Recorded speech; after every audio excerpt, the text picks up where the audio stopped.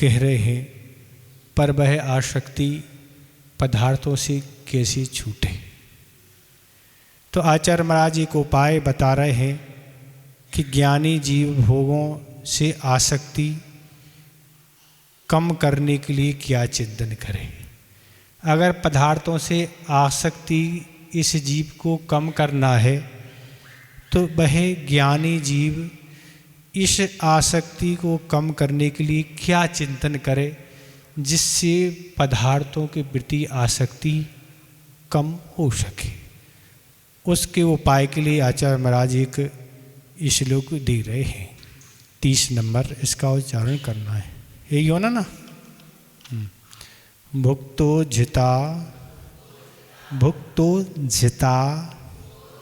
मुहुर्मोहान मुहुर्मोहान भुक्तो जिता मुहुर्मोहान मया सर्वेपि पुद्गलाः मया सर्वेपि पुद्गलाः उच्छिस तेस विव तेस वद उच्छिष्टेस विव तेस वद्दे। कठिन पड़ रहा है। उच्छिस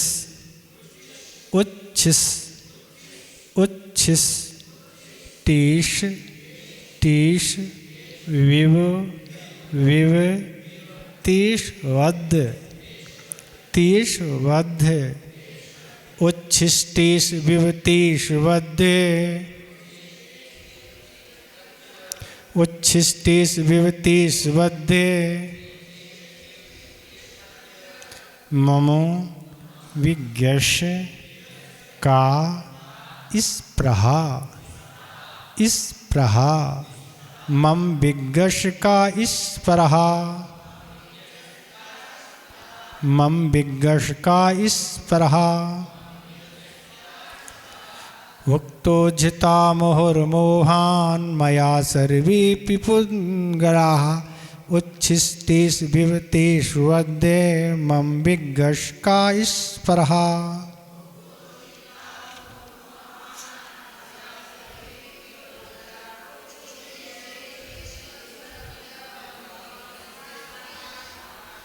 कहाँ पर गड़बड़ी हो रही?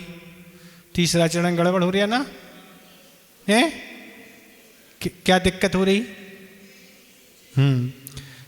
इसको तोड़ के अलग अलग पढ़ें, ठीक है। पहले तोड़ के अलग अलग पढ़ने का अभ्यास करें, फिर एक साथ करें तो बन जाएगा।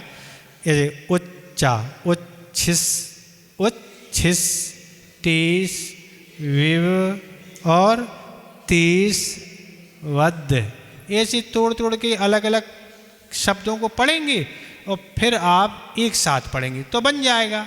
आप पूरा एक साथ पढ़ने का प्रयास करेंगे तो शुद्ध उच्चारण नहीं बन पाएगा, ठीक है।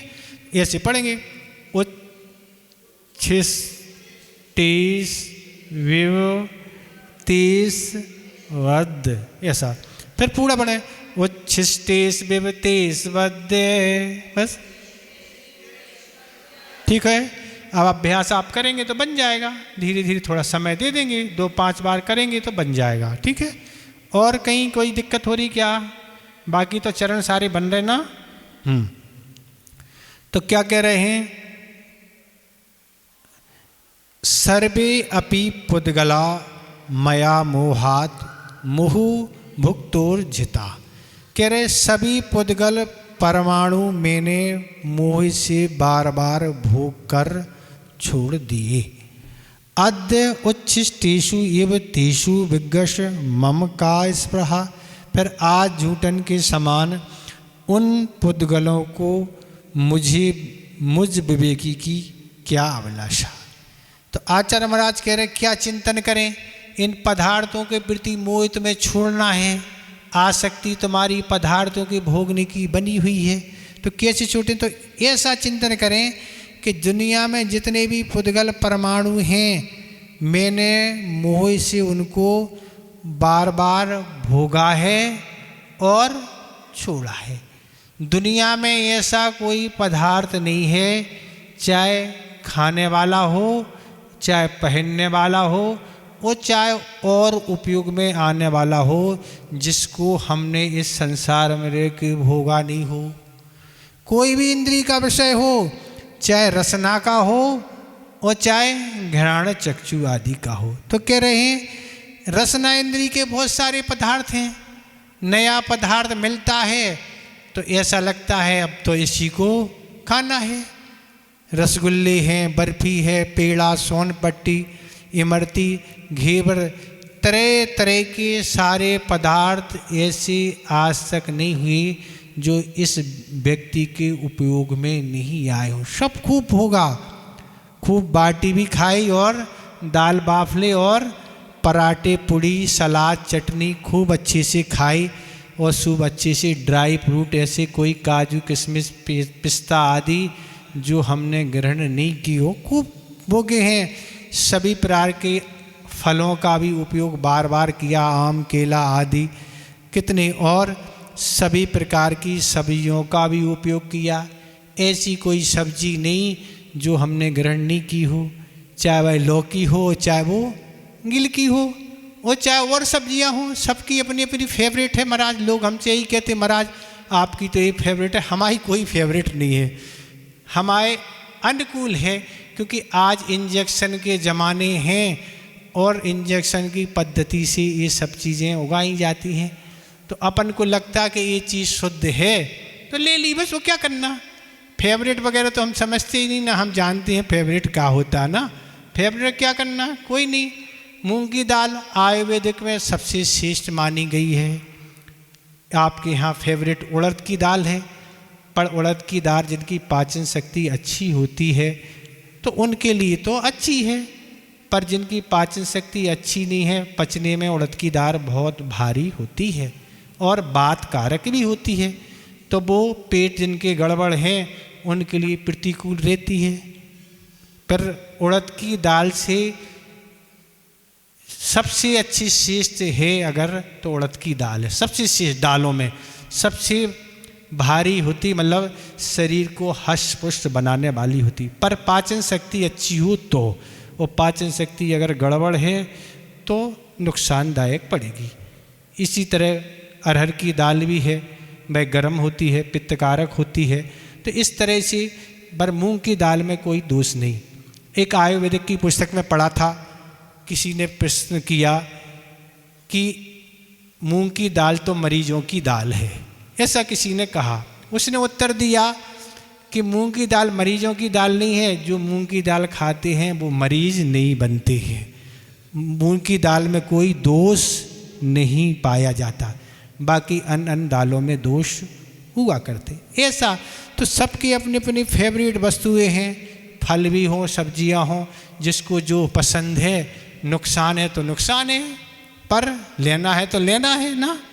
तो इस तरह से अनेक लोगों की फेवरेट हो सकती हैं, पर फेवरेट अलग चीज़ है।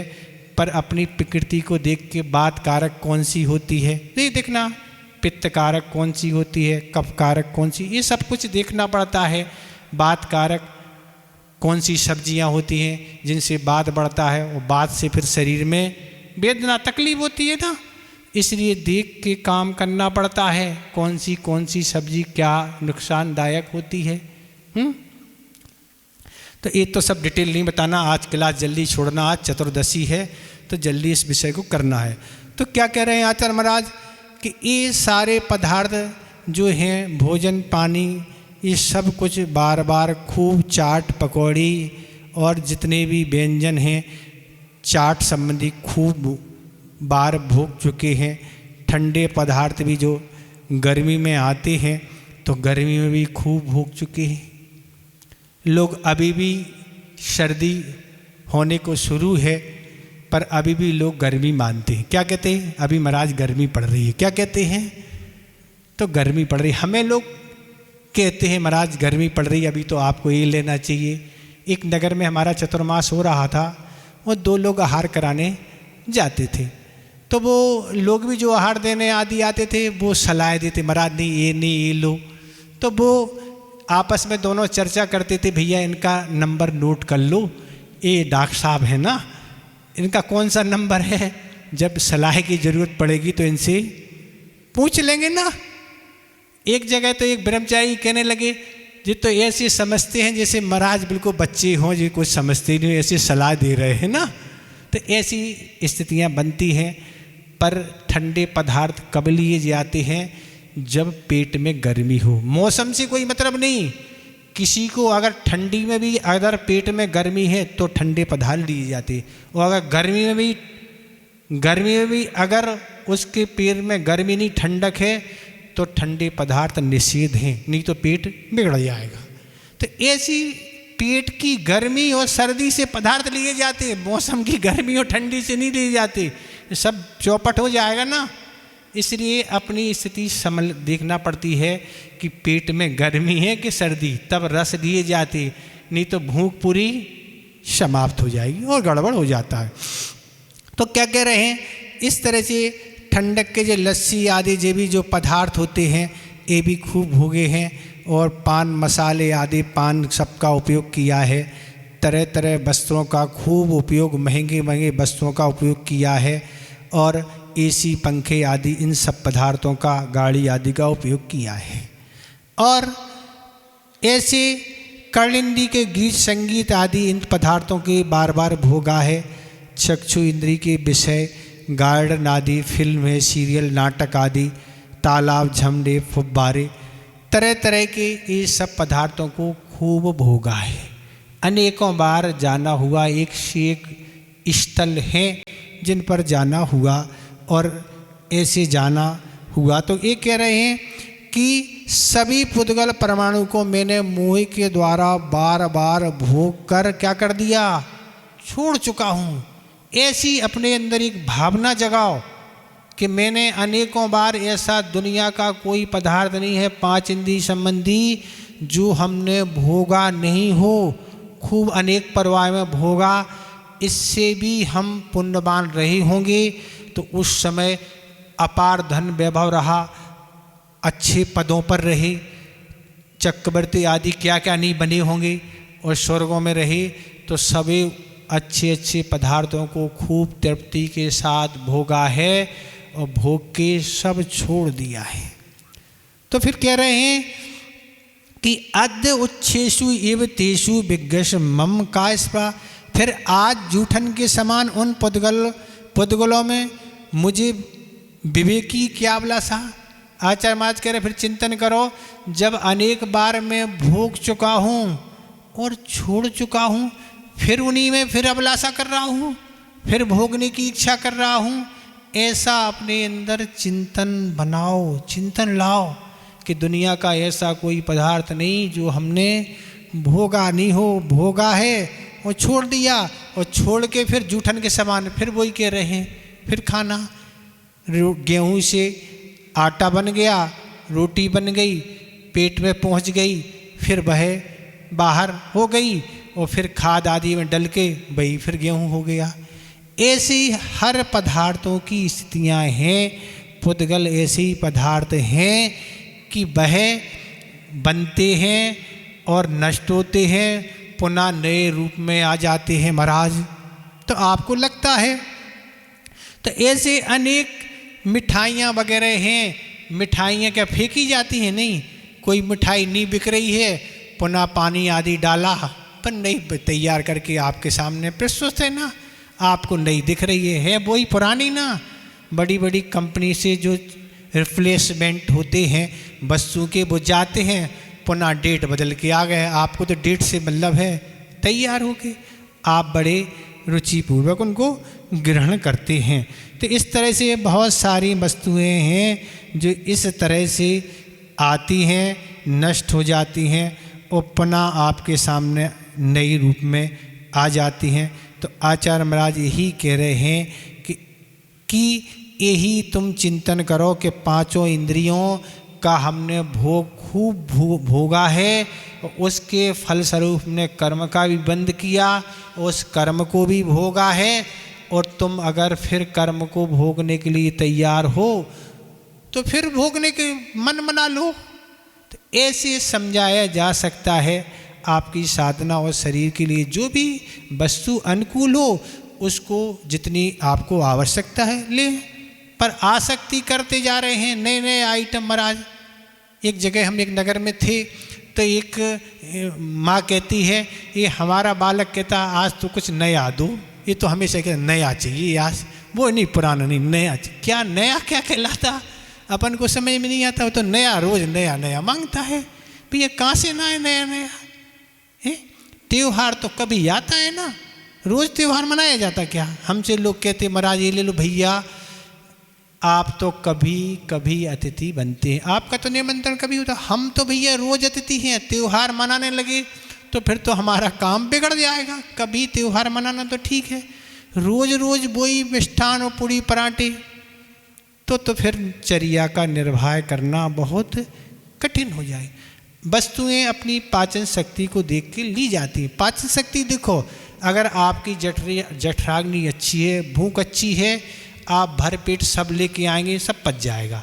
पर अगर जठराग्नि मंद है, भूख नहीं है और लेके डाल के आ गए, सब बैठ जाएगी, अगले दिन भूख ही नहीं लगेगी। ये सारी चीज़ें आयुर्वेदिक आप पढ़ेंगे तब आपको ज्ञान होगा। अभी तो आपने सुनी डॉक्टरी पढ़ रही है ना, डिग्री हासिल कर ली है, महाराज ये अच्छा होता वो अच्छा होता है। आप पढ़ेंगे विधिवत तो आपको ये सब ज्ञान होगा। तो इसलिए इस श्लोक का सार यही है कि विवेकी ज्ञानी जो जीव होते हैं वह इस तरह से छोड़े हुए और बार बार भोगे हुए पदार्थों में कभी भी आसक्त नहीं होते, इच्छा नहीं रखते हैं।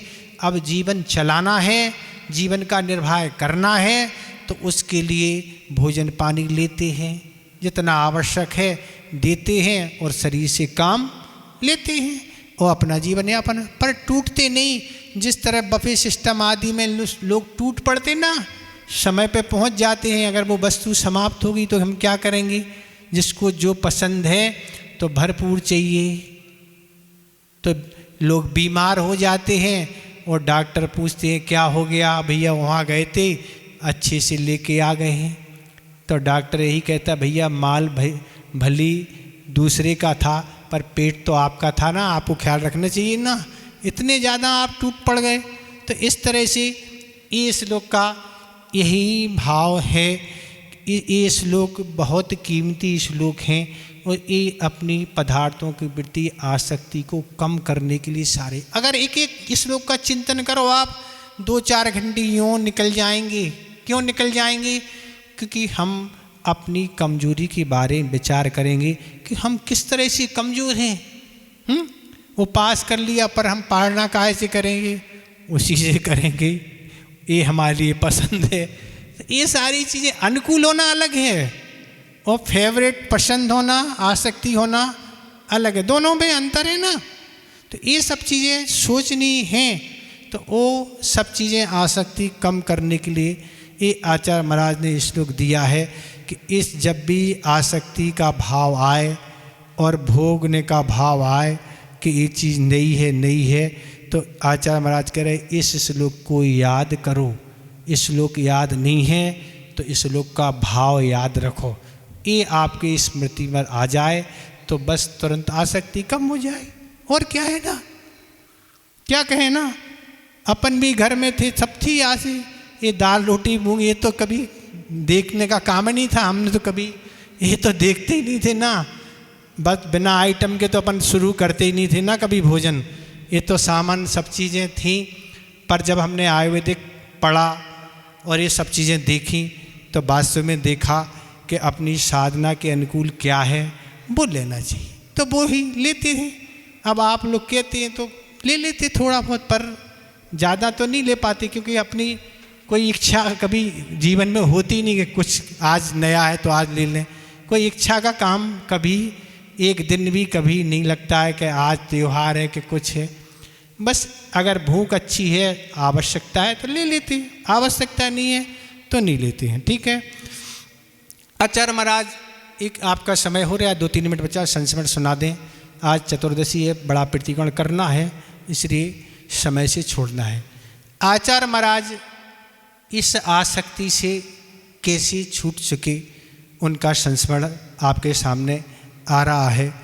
गुरुदेव गर्मी के दिनों में बिहार कर रही थी और बिहार करते करते लगभग आचार्य महाराज ने सुबह सुबह 24 किलोमीटर बिहार किया और 24 किलोमीटर चल के आचार्य महाराज जहाँ आना था वहाँ आ गए और आहार को उठी। चूँकि 24 किलोमीटर चले तो लेट होना स्वाभाविक है, काफ़ी लेट हो चुके थे और एक चौके में आचार्य महाराज का पड़घन हो गया। पड़घन हुआ, आचार्य महाराज का आहार प्रारंभ हुआ, सारी चीज़ें आचार्य महाराज ने हटवा दी, क्योंकि लगभग तो आचार्य महाराज का सारा त्याग हरि आदि का है ही और केवल खींच और रोटी। क्या लिया? गर्मी के दिन हैं, 24 किलोमीटर चल के आए हैं, सिर्फ वह भी ठंडा खींच। जब 11 बजे उठेंगे तो क्या हालत होगी? ठंडा खींच और वह भी बिना नमक की, और खींच और रोटी ही उन्होंने आहार लिया। दूध उस समय उनका त्याग चल रहा था और बड़ी प्रसन्नता के साथ, ऐसी प्रसन्नता के साथ ले रहे थे जैसे बहुत बड़े बड़े मिष्टान ले रहे, ऐसी प्रसन्नता के साथ ले रहे थे। किसी को कुछ भी आभास नहीं हुआ कि इनके शरीर पर कोई चेहरे पर मलिनता हो। आहार अच्छे से संपन्न हो गया। आचार्य महाराज लौट के अपने स्थान पर आ गए। जिनके यहाँ आहार संपन्न हुआ था उनने आके किसी महाराज को बताया कि आचार्य महाराज ने तो आज केवल खींच और ही रोटी ली। उस महाराज ने सुना, बाद में गुरुदेव से कहा, गुरुदेव आज आपने क्या कर दिया? इतनी लंबी यात्रा करके आए हैं और वो भी आप सिर्फ खींच और रोटी लेके आए हैं। तो आचार्य महाराज कहते, कौन कहता खींच रोटी लेके आए हैं? नहीं, आचार्य महाराज जिनके आरूढ़ ने बताया, गृहस्थ ने भक्ति और श्रद्धा के साथ क्या खिलाया आपको पता? उसके आहार देते समय कितनी खुशी थी, कितनी आस्था थी, कितने वो उत्साह के साथ आहार करा रहा था। तुम खींच रोटी की बात कर रहे हो। बहुत उत्साह के साथ उसने जो भोजन कराया, उससे हमारी साधना बढ़ेगी ना? क्या वस्तुओं से साधना बढ़ती है क्या? इस तरह का गुरुदेव ने जवाब दिया और वास्तव में जवाब बहुत अच्छा है। तो ऐसी गुरुदेव की साधना है। आचार्य महाराज से हमने कभी आहार की तो निंदा या चर्चा कभी सुनी ही नहीं कि आज चौके में गए, आज ये नहीं था, आज वो नहीं था, या ये हो गया, ये भी होगा। कभी आचार्य महाराज से किसी ने अगर ऐसा कह भी दिया तो तुरंत डांट लगती है, क्या हो रहा है, बी कथा क्यों चल रही है? तो कभी किसी की हिम्मत नहीं पड़ती कि आचार्य महाराज आपका आहार आज कैसे हुआ, क्योंकि उन्हें बता नहीं ना। तो इस तरह आपका संस्मरण और समय हो गया। एक संस्मरण सुनाते हैं, 4 याद आ जाते हैं। बोधि समाधि परिणाम शुद्धि स्वात्मोद लब्धि शिव शौक सिद्धि चिंतामणिम चिंतित वस्तु दाने तम बंधमानस ममास्तु देवी।